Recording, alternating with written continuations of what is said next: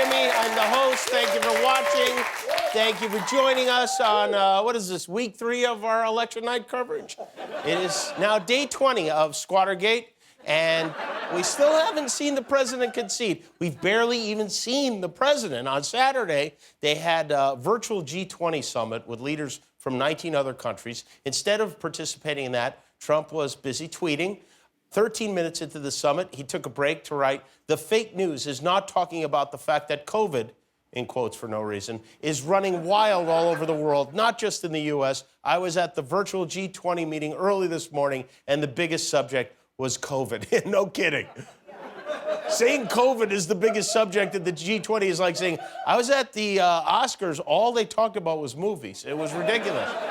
And then he skipped the session that was devoted to pandemic response to play golf again. You can see here his caravan of golf carts. There he is. Ain't doing Jack Nicklaus is at it. He's as graceful as a dump truck. He golfed on Saturday and Sunday this weekend. I've never seen a guy try so hard to keep a job he doesn't even do. This is his schedule today. This is his public schedule. No public events. Again, nothing. Just some eating and some private screaming into a MyPillow. On Friday, he did do something. On Friday, he attempted to interfere with the election personally. He invited the Senate Majority Leader and Speaker of the House for the state of Michigan to the White House for some bigly buttering up. That didn't work because today, the Michigan Board of Canvassers certified the results, officially declaring Joe Biden the winner of Michigan. Trump had another big loss in Pennsylvania, too. His so-called elite strike force of lawyers has been striking out. SEAL Team 6 is now 1-35 in court. NBC News reported today that Trump is concerned that his legal team is made up of fools that are making him look bad. They said the same thing about you. One of his new characters was introduced last week and then killed off suddenly this weekend. Her name is Sidney Powell. She's a lawyer. She was pushing a conspiracy theory that said the governor of Georgia, who's both a Republican and a big Trump supporter, was bribed by the voting machine company to throw the election to Joe Biden. I guess that was too much even for Donald Trump, because a week after he welcomed Sidney Powell to what he described as a truly great legal team, the campaign put out a statement saying Sidney Powell is practicing law on her own. She is not a member of the Trump legal team. She's also not a lawyer for the president in his personal capacity. It's a real crackerjack team of attorneys he put together here, in that he appears to actually have found them in boxes of Cracker Jacks. The lead attorney working for Trump on the recount in Wisconsin, a guy named Jim Trupus, said he wants all in-person absentee ballots to be thrown out, which is interesting because he and his wife voted absentee ballots in person. So when reporters asked him about it, he refused to answer. This is incredible. This is no longer just hypocrisy. This is the hypocalypse. This election is over. Trump should concede and get on with the transition. Everyone knows that. After his GSA administrator finally signed off on the transition today, after weeks of dragging her feet, the president did open the door just a crack to a transition. At this point, Trump is like a dog that's afraid to get in the car because he doesn't want to go to the vet. So the question is, how do we get him out of the White House? And I think I have a great idea. I have another great idea. All right? Let's hear it. We want to hear it. I know the other ones didn't pan out, but we trick him, okay? We send him to a city that specializes in building replicas of famous landmarks. The Eiffel Tower, the Pyramids of Egypt, the Circus of Circus. You know what I'm saying.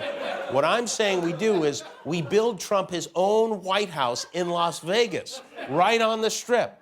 It's not that difficult. First, we build a White House, quietly. Then we swap out his Adderall with Ambien. The minute he conks out, we load him onto Air Force One, head straight to McCarran Airport. He wakes up. He's right there in the Oval Office, but even better because this Oval Office has slot machines in it. He'd love it. The weather would be better, plenty of golf. He'd be an elevator or a ride away from strippers, hookers, the whole thing. The White House Hotel and Casino. If ever there was a workable plan post-presidency, this is it. Introducing Siegfried and Trump. Think about it. Thank you. We need to do something. I don't necessarily believe in signs, but at the same time, Trump is attacking the foundation of our democracy. There was a mudslide in South Dakota, a big mudslide, and you can see the guys are not amused, okay? There are more new COVID cases in Trumpsylvania. Andrew Giuliani, son of Rudy, and a special assistant to the president, has COVID, and this guy has it too. You may have seen it by now, but apparently I got the Rona. Well, apparently, I got the Rona. Why do bad things keep happening to good people? I just don't. If you refer to it as the Rona, you might not deserve to get the virus, but you do deserve to get it more than anybody else does.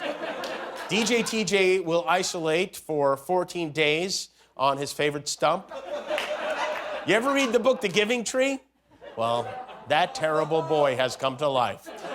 It's interesting that Donnie J got it because just last month, he said the number of COVID deaths in the United States was almost nothing, which also happens to be the title of his autobiography, Almost Nothing.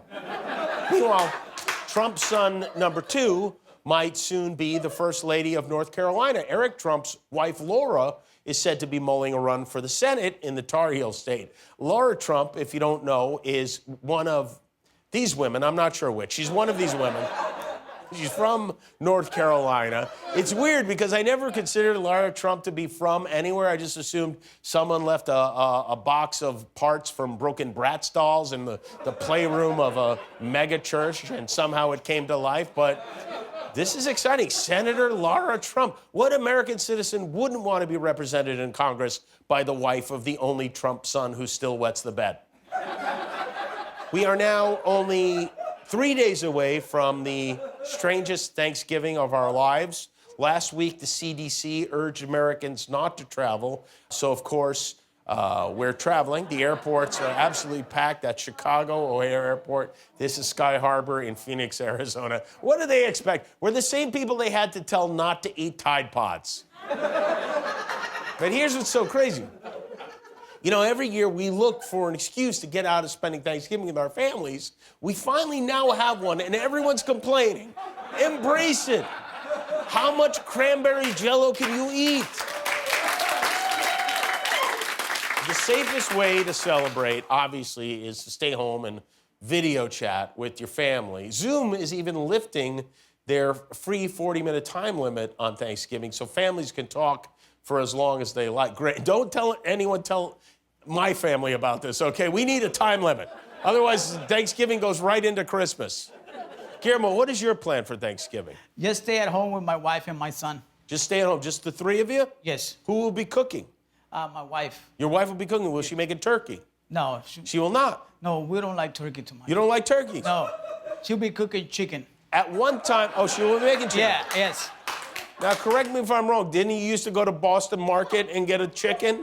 Jimmy is out of business right now. It's out of business? Yeah, they're out of business. They close it. See, I wanted to ask you, and I'll tell you why I wanted to ask. Because last year I asked you if you were going to go to Boston Market, and you denied ever having gone to Boston Market for chicken. No, I did. I went one time. One time I went. Oh, how fast can we get that tape from last year? Also, I know Guillermo's got some special Christmas decorations on. Oh, yes. I put it last night. I put it yesterday. Okay, so this is a video Guillermo texted to Danny, one of our writers here, and let's take a look. Hi, Danny. What's going on? Look, I got my baby Yoda here. My baby Yoda over there. I got R2D2, I think that's R2D2 too. And that guy, I don't remember who it is, but it's from Star Wars. Look at the guy and text me who it is.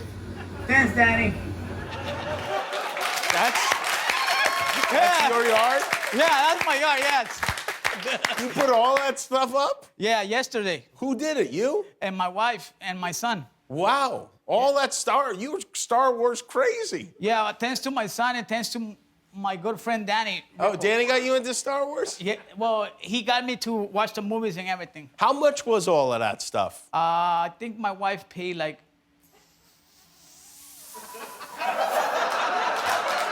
Like what?